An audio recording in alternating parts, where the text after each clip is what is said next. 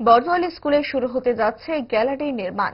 পুজোর পরে শুরু হচ্ছে নির্মাণ কাজ। চালু রয়েছে বাউন্ডারি দেওয়াল নির্মাণের কাজ। নবকলেবরে একটি আদর্শ স্কুল হিসেবে মাথা তুলে দাঁড়াচ্ছে বর্দোয়ালি দ্বাদশ স্কুল। আজ সংবাদ মাধ্যমকে এই স্কুলকে ঘিরে মুখ্যমন্ত্রীর স্বপ্ন জানান দিয়েছেন খোদ মুখ্যমন্ত্রী ডাক্তার মানিক সাহা।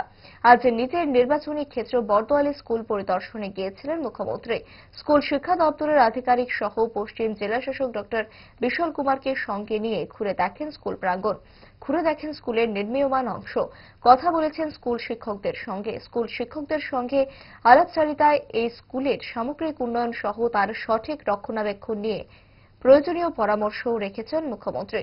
প্রতিটি স্কুলের পরিকাঠামো উন্নয়নের সঙ্গে তার সঠিক রক্ষণাবেক্ষণের উপর গুরুত্ব আরোপ করেছেন মুখ্যমন্ত্রী ডাক্তার মানিক সাহা। সংবাদ মাধ্যমকে কি জানিয়েছেন মুখ্যমন্ত্রী, দেখুন। প্রধান শিক্ষিকা যিনি আছেন উনি বলেছেন যে প্রেয়ারের সময় বাচ্চাদের রৌদ্র লাগে। এগুলো তো এখন সুন্দর আমরা যে ট্রান্সপারেন্ট শীট লাগে এগুলো আরামসে করা যায়, আমি করে দেবো। পাশাপাশি টিচারদেরকে নিয়েও আমি ফুল টিচারদের নিয়েও বলবো যে আপনারাও কিছু পরিশ্রম করতে হবে। স্টুডেন্টদেরকেও আমরা স্বচ্ছ ভারত অভিযান মাননীয় প্রধানমন্ত্রী যে করেছেন, স্কুলকেও পরিবেশ পরিষ্কার পরিচ্ছন্নের জন্য তাদেরকেও লাগানো যায়, এরকম না যে এটা তাদের ভালোর জন্য।